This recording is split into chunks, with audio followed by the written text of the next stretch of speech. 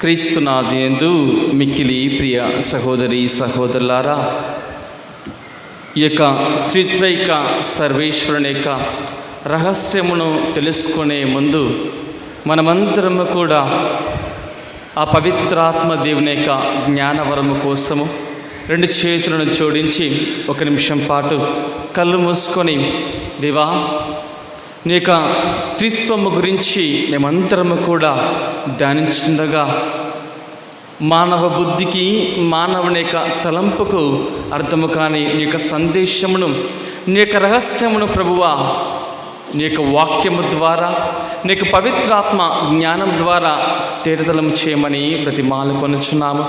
ఏ విధముగా అయితే అనేక మంది పునీతులకు మీ యొక్క రహస్యమును వెల్లడి చేసి వారు ఏ విధముగా అయితే ఆ యొక్క త్రిత్వైక సర్వేశ్వరుని అర్థము చేసుకొని ఆ త్రిత్వములో భాగముగా నిలిచినారో అటువంటి భాగ్యమును మాకు కూడా దయచేయమని సకల పునీతుల ప్రార్థనా సహాయము, హతసాక్షుల యొక్క మధ్యస్థ ప్రార్థనా సహాయము, అమ్మ పరిశుద్ధ మరియ తల్లి ఎంతో వినయముతో ఆ కుమారుని తన గర్భమును మోసి ఆ త్రిత్వైక సర్వేశ్వరుని యొక్క నామములో ఘనపరిచినటువంటి ఆ తల్లి యొక్క మధ్యస్థ ప్రార్థనా సహాయము కోరుతూ, దేవర ప్రసాదము చేత నిండిన మరియమ్మ వందనము.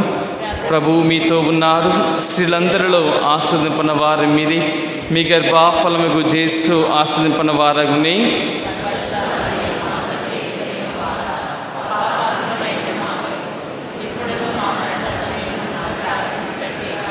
జేసునాథుని యొక్క మిక్కిలి పరిశుద్ధ హృదయమా మా మీద దయగానండి స్వామి.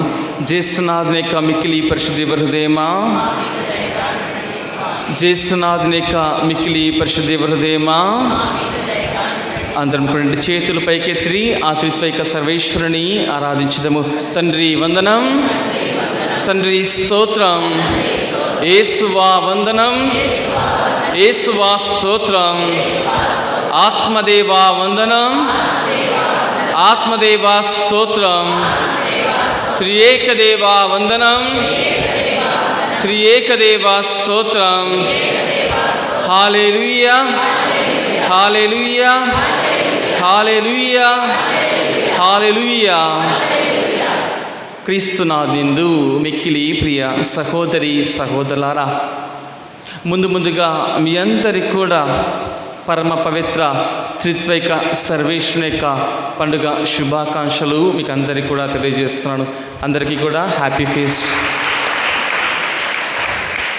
ప్రియ సహోదరి సహోదరులారా, వేద పండితుడైనటువంటి పునీత అగస్టిను గారు ఆయన యొక్క జీవితంలో ఈ యొక్క త్రిత్వైక సర్వేశ్వరుని యొక్క రహస్యమును తెలుసుకోవాలని ఎంతగానో కుతూహలముగా ఉండేవాడు. అలా తాను ధ్యానిస్తున్న సమయంలో ఆయన ఒక బీచ్ దగ్గర ఆ షీషోర్లో నడుస్తూ ఉన్నాడు. అంటే ఆ బీచ్లో ఉన్నటువంటి ఇసుక మార్గంలో నడుస్తూ ఉన్నాడు. ఆ నడుస్తున్న సమయమున ఒక చిన్న బాలుడు ఆ సముద్రం ఉన్నటువంటి నీటిని మొత్తము తాను చేస్తున్నటువంటి ఒక చిన్న గోతిలో పోస్తూ ఉన్నాడు. అది చూసినటువంటి అగస్టిన్ గారు ఈ బాలుడు ఏం చేస్తున్నాడని ఆ బాలుడి దగ్గరికి వెళ్ళి, బాబు నీవు ఏం చేస్తున్నావయ్యా అని అడిగినప్పుడు ఆ బాలుడు చెప్తున్నాడు, ఈ సముద్రపు నీటి మొత్తం కూడా తీసుకొని వెళ్ళి నేను ఆ చిన్న యొక్క రంధ్రంలో వేయాలనుకుంటూ ఉన్నాను అన్నాడు. అప్పుడు అగస్టిన్ గారు అంటున్నారు, చిన్నపిల్లవాడు కదా, వీడికి తెలియదు సముద్రం పెద్దది కదా అని. ఓరి చిన్నవాడా, సముద్రము చాలా పెద్దది, దానిలో నీవు ఈ చిన్న రంధ్రము నీవు ఆ సముద్రం నీవు నింపలేవు అని చెప్తున్నాడు. అప్పుడు ఆ చిన్న బాలుడు కూడా ఏమని చెప్తున్నాడంటే, మరి త్రిత్వైక సర్వేశ్వరుని యొక్క రహస్యము కూడా అతి పవిత్రమైనది కదా, మరి ఆ యొక్క రహస్యం తెలుసుకోవడానికి నీవు ఎందుకు కుతూహలముగా ఉన్నావని ఆ యొక్క బాలుడు తిరిగి పునీత అగస్టిన్ గారిని ప్రశ్న వేస్తూ ఉన్నాడు. అలా ప్రశ్న తర్వాత అగస్టిన్ గారు అలా ఆలోచిస్తూ కొద్దిపాటి దూరం వెళ్ళాడు. తిరిగి చూస్తే ఆ బాలుడు మాయమయ్యాడు. ప్రియ సహోదరి సహోదర, అదే విధముగా మానవులేంటి మనకందరికీ కూడా మన యొక్క బుద్ధితో, మన జ్ఞానముతో సర్వలోకములు కూడా సృజించినటువంటి ఆ దేవాదేవుని తెలుసుకోవడము మనకి సాధ్యమవుతుందా? చెప్పండి, సాధ్యమవుతుందా? కాదు కదా. అందుకే దేవుడు ఎవరికైతే తన యొక్క రహస్యమును తేటతెల్లం చేయాలనుకున్నారో వారు మాత్రమే దాన్ని తెలుసుకున్నారు. అందుకే ముగ్గురు వేద పండితులు ఈ యొక్క సామాన్య ప్రజలకు ఏ విధముగా ఈ యొక్క త్రిత్వైక సర్వేశ్వరుని గురించి తెలియచేయాలని వారు ఈ లోకమైనటువంటి వస్తువులను తీసుకొని ఆ యొక్క త్రిత్వైక సర్వేశ్వరుని గురించి వివరిస్తున్నారు. అందులో మొట్టమొదటిగా మనం చూసినట్లయితే పునీత ప్యాట్రిక్ గారు అంటారు. ఈ యొక్క పునీత ప్యాట్రిక్ గారు ఏం చేశారంటే తన యొక్క శిష్యులందరూ కూడా ఆయన బోధిస్తున్న సమయంలో మీరందరూ కూడా చెప్తూ ఉన్నారు దేవుడు ఒక్కడే, కానీ ఆయనలో ముగ్గురు వ్యక్తులు ఉన్నారని చెప్తూ ఉన్నారు. ఇది ఏ విధముగా సాధ్యమని తన యొక్క శిష్యులు ఆయన పొన్నములో బోధిస్తుండగా ఆయనను అడుగుతూ ఉన్నారు. అప్పుడు పునీత ప్యాట్రిక్ గారు అక్కడ షమా రాక్ అనేటువంటి ఒక మొక్క ఉన్నది. షమా రాక్ అనేటువంటి ఒక మొక్క ఉన్నది. ఆ మొక్కకి 3 ఆకులు ఉంటాయంట. ఆ మొక్కకి 3 ఆకులు, చిన్న మొక్క కదా, దానికి 3 ఆకులు ఉంటాయంట. ఆ మొక్కని పునీత ప్యాట్రిక్ గారు తీసుకొని ఈ మొక్కకి ఎన్ని ఆకులు ఉన్నాయని అడిగారంట. అప్పుడు వాళ్ళు అన్నారు 3 ఆకులు ఉన్నాయని చెప్పారు. మరి ఎన్ని మొక్కలు ఉన్నాయంటే ఒకే మొక్క ఉంది అని ఆ యొక్క గురువునికి సమాధానం ఇచ్చినప్పుడు ప్యాట్రిక్ గారు చెప్తున్నారు సర్వేశ్వరుడు ఒక్కడే, కానీ ఆయనలో ముగ్గురు దేవుళ్ళు ఉన్నారు. ప్రైజ్ ది లార్డ్, హల్లెలూయా, హల్లెలూయా. ఇక రెండో వ్యక్తి ఎవరంటే పునీత సిరిల్ గారు. పునీత సిరిల్ గారు ఈ యొక్క సూర్యుని తీసుకొని ఏ విధముగా త్రిత్వైక సర్వేశ్వరుడిని వివరిస్తున్నారంటే సూర్యుడేమో తండ్రి దేవుడంట. సూర్యుడి నుంచి వచ్చేటువంటి కిరణాలు, వెలుగు ఇవన్నీ కూడా ఎవరు? కుమారుడు.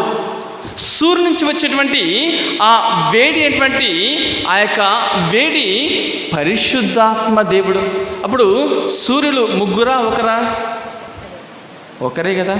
సూర్యుడు ఒక్కడే, ఆయన నుంచి వచ్చేటువంటి వెలుగు కుమారుడైతే ఆ యొక్క వేడి పరిశుద్ధాత్మ దేవునిక చిహ్నముగా మారుతుందని పునీత సిరిల్ గారు ఆయనకున్నటువంటి జ్ఞానము ద్వారా సామాన్య ప్రజలందరికీ కూడా వివరించినారు. ఇక ఆఖరిగా పునీత జాన్ మరియ వియాని గారు. ఈయన చదువులో వెనకబడినవారు. ఆయన గురు తర్ఫీదులో అందరూ కూడా తిట్టేవారే, నీకు చదువు రాదు, నీవు మొద్దుగని తిట్టేవారు. కానీ ఆయనకు ఇక సామాన్య ప్రజలకి, చదువులేని ప్రజలకి ఏ విధముగా ఆ యొక్క త్రిత్వైక సర్వేశ్వరుని యొక్క రహస్యం తెలియజేస్తున్నారంటే నీటి ద్వారా తెలియజేస్తున్నారు. ఆ యొక్క నీటిని మనము ఫ్రిడ్జ్లో పెడితే ఏమవుతుంది? ఐస్ అవుతుంది, అది గడ్డగా మారుతుంది. అదే గడ్డను తీసుకుని బయట పెడితే ఏమవుతుంది? నీరుగా మారుతుంది. అదే నీరు నీవు వేడికి పెడితే ఏమవుతుంది? అది ఆవిరై పోతూ ఉంటుంది. అదే విధముగా నీరు ఒకటే, దాన్ని మనము ఫ్రిడ్జ్లో పెడుతుంది, ఐస్గా మారుతుంది. దాన్ని తీసి మళ్ళీ బయటికి పెడితే నీరుగా మారుతుంది, దాన్ని వేడికి పెడితే ఆవిరిగా మారుతుంది. ఇదే త్రిత్వైకలో ఉన్నటువంటి రహస్యం అని పునీత జాన్ మరియ వియాని గారు తెలియజేస్తున్నారు. ప్రియ సహోదరి సహోదర, praise the Lord, hallelujah, hallelujah, hallelujah. ప్రియ సహోదరి సహోదర, ఇప్పుడు ఈ యొక్క పునీతుల యొక్క మాటల ద్వారా మనం విని ఉన్నాము ఏ విధముగా త్రిత్వైక సర్వేశ్వరుడి గురించి, రహస్యం గురించి. బైబిల్లో ఉన్నటువంటి వాక్యముల ద్వారా మనమందరం కూడా ఆలకిస్తున్నాము.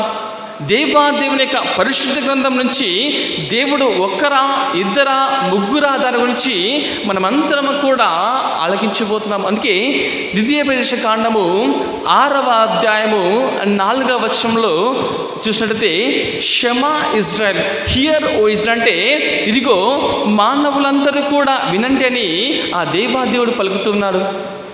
ద్వితీయోపదేశ కాండము 6వ అధ్యాయము 4వ వచనము. ఇశ్రాయేలులారా వినుడు,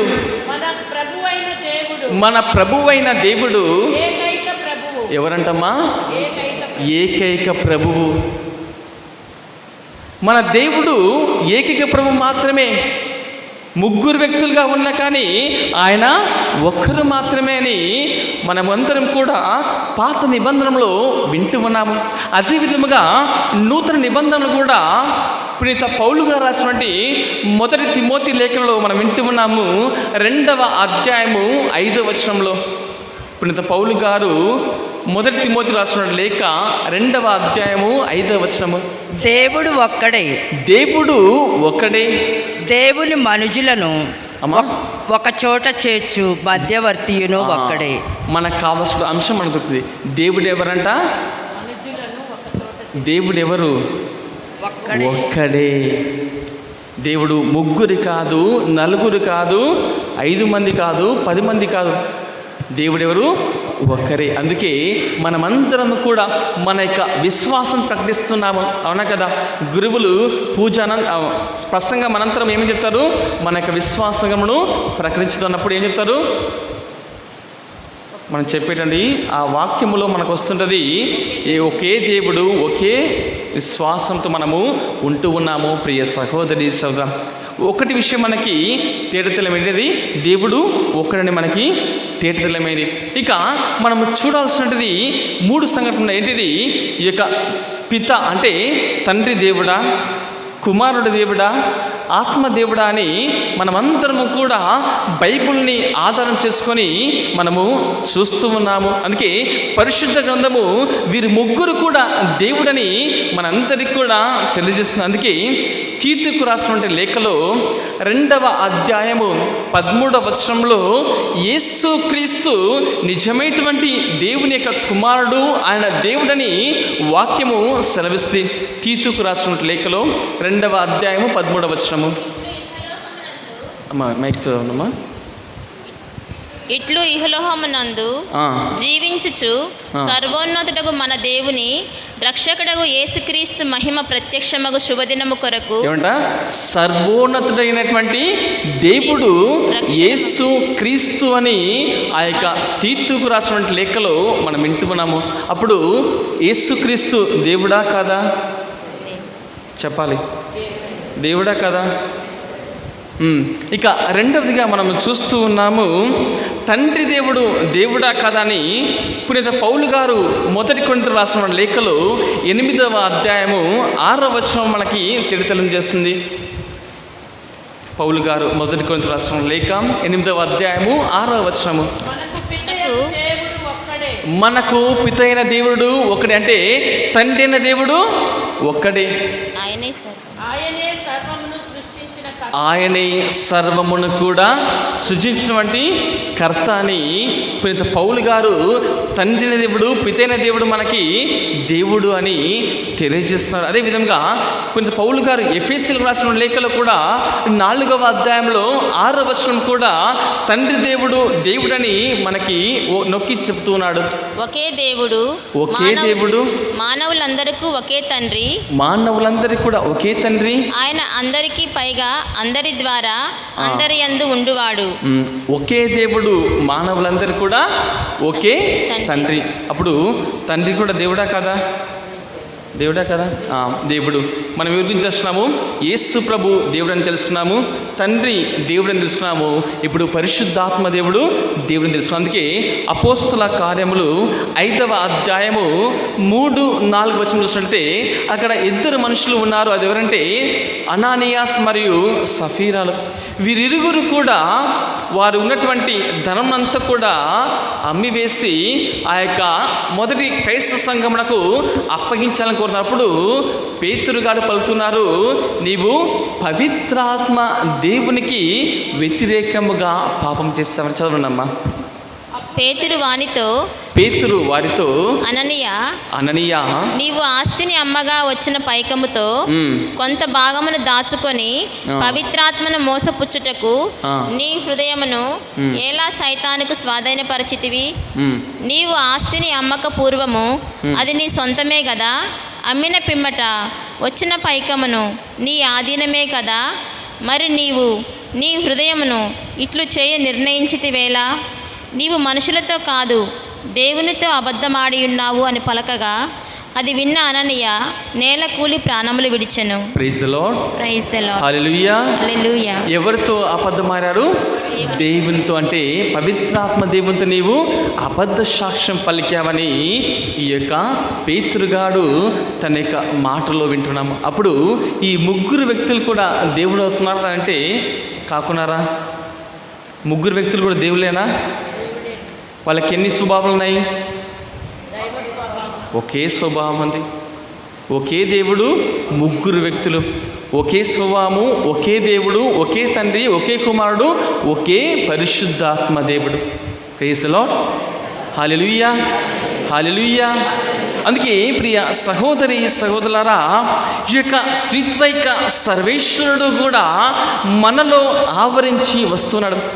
ఈ యొక్క త్రిత్వైక సర్వేశ్వరుని యొక్క మహోత్సవం నాడు మనమందరము కూడా మన యొక్క జీవితాలలో, మన యొక్క హృదయంలో ఇక త్రిత్వైక సర్వేశ్వరుని ఆహ్వానించగలమని ఈ యొక్క పరిశుద్ధ గ్రంథము తెలియజేస్తుంది. అందుకే ప్రియ సహోదరి సోదరా, మనమందరం కూడా వాక్యములో చదువుతూ ఉన్నాము. దేవుడు ఎవరికైతే ఆయన గురించి తేటతెల్లం చేయాలనుకున్నారో వారికి మాత్రమే తేటతెల్లం చేస్తున్నారు. అందుకే మత్తయి శుభవార్త 11వ అధ్యాయంలో 27వ వచనంలో వాక్యము సెలవిస్తుంది. మత్తయి శుభవార్త 11వ అధ్యాయము 27వ వచనము, నా తండ్రి నాకు సమస్తమును కూడా అప్పగించి ఉన్నాడు. తండ్రి తప్ప మరెవరే గాని కుమారుని ఎరగరు. కుమారుని తప్ప మరెవరే గాని తండ్రిని ఎరగరు. మరియు కుమారుడు ఎవరికైతే ఎరిగింప ఇష్టపడునో వారు మాత్రమే తండ్రిని ఎరుగుదురని దేవుని యొక్క వాక్యము సెలవిస్తుంది. ప్రియ సహోదరి సహోదర, మనకందరి కూడా ఆ కుమారుడు తన తండ్రిని, తన యొక్క పరిశుద్ధాత్మను మనకి తెలియచేయాలని, మనతో ఉంచాలని కోరుతూ ఉన్నాడు. దానికి మన యొక్క సహాయ సహకారములు అందించాలి. అప్పుడే ఆ త్రిత్వైక సర్వేశ్వరుని మనమందరం కూడా మన యొక్క హృదయంలో స్వీకరిస్తామని ఈ యొక్క వాక్యము ద్వారా మనకందరికీ కూడా తెలుసు. అందుకే యోహాను గారు రాసిన లేఖలో, పునీత యోహాను గారు రాసిన సువిశేషంలో ఉన్నటువంటి భాగంలో 14వ అధ్యాయంలో 15వ వచనం చదవండి. యోహాను గారు రాసినటువంటి సువిశేషము 14వ అధ్యాయము 15వ వచనము, మీరు నన్ను ప్రేమించినచో నా ఆజ్ఞలను పాటింతురు. ఏమంటమా? నా ఆజ్ఞలను పాటింతురు. ఒక వ్యక్తిని మనము నిజముగా ప్రేమిస్తున్నామంటే ఆయన చెప్పేటువంటి మాటలు మనం ఏం చేస్తాము? పాటిస్తారు లేదా? నిద్రపోతున్నారా? Praise the Lord. Hallelujah. Hallelujah. Hallelujah. ప్రియ సహోదరి సోదరా, మనము ఒక వ్యక్తిని ప్రేమిస్తున్నామంటే ఆ వ్యక్తికి నచ్చినటువంటి విధానముగా, ఆ వ్యక్తికి నచ్చినటువంటి ప్రకారంగా మనము జీవిస్తాము. అవునా కదా? అదే విధముగా యేసు ప్రభువు కూడా ఈనాటి వాక్యం చెప్తున్నాడు, మీరు నన్ను ప్రేమిస్తే మీరు నా యొక్క ఆజ్ఞలను పాటించండి. ఆ తర్వాత వచనం ఇంకా మంచి ఉంటుంది. 20వ వచనం చదవండమ్మా. 20వ వచనము, నేను నా తండ్రి యందును మీరు నా యందును నేను మీ యందును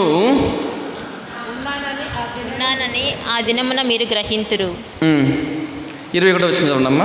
నా ఆజ్ఞలను స్వీకరించి పాటించువాడు, నా ఆజ్ఞను స్వీకరించి పాటించువారు, నన్ను ప్రేమించువాడు నన్ను ప్రేమించువారు, నన్ను ప్రేమించువాడు నా తండ్రి వలన ప్రేమింపబడును. నన్ను ప్రేమించువాడు నా తండ్రిలా ప్రేమించబడును. చూసారు ఎంత మంచి వాక్యమో. 15వ వచనం చూసినట్లయితే మీరు నన్ను ప్రేమించు నా ఆజ్ఞలు పాటించమని చెప్పారు. ఒకవేళ మీరు నన్ను ప్రేమించిన ఆజ్ఞలు పాటిస్తే నా తండ్రి మీ చెంతకు వస్తారని వాక్యం సెలవుస్తుంది. అందుకే కదా మంచి చదివాము 21వ వచనంలో 21వ వచనం చెప్తున్నాడు, మీరు నన్ను ప్రేమిస్తే నా తండ్రి మిమ్మల్ని ప్రేమిస్తాడు. అదే విధముగా 23వ వచనం ఆఖరి వచనం చదువుదాము. అందుకు యేసు ఇట్లనెను, నన్ను ప్రేమించువాడు నా మాటను పాటించును, నా మాటలు పాటించును, అప్పుడు నా తండ్రి వానిని ప్రేమించును,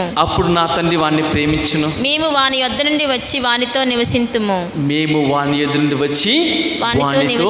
నివసింతుము. చూసారా, పరిత్రైక సర్వేశ్వరుడు మనందరితో కలిసి నివసించాలని కోరుతూ ఉన్నాడు. మీరు ఎప్పుడైతే దేవుని ప్రేమిస్తారో ఆయన యొక్క ఆజ్ఞలను పాటించాలి. ఆయన యొక్క ఆజ్ఞలను పాటించడంతో పాటు ఆ దేవుని యొక్క ఆజ్ఞలు పాటిస్తే తండ్రి కూడా మిమ్మల్ని ప్రేమిస్తాడు. ఆ తండ్రి యొక్క ఆజ్ఞలను, ఆ కుమారుని యొక్క ఆజ్ఞలు మీరు పాటిస్తే వారు ముగ్గురు కూడా కలిసి ఎవరితో ఉంటారమ్మా? అక్కడ వాక్యం సెలవుస్తుంది. చదువు 23వ వచనము. యేసు ఇట్లు సమాధానమిచ్చి, నన్ను ప్రేమించువాడు నా మాటను పాటించును, అప్పుడు నా తండ్రి వానిని ప్రేమించును, మేము వాని వద్దకు వచ్చి వానితో నివసింతుము. ఎవరితో నివసిస్తారు? వానితో అంటే ఎవరు? మనమందరితో నివసిస్తారు దేవుడు.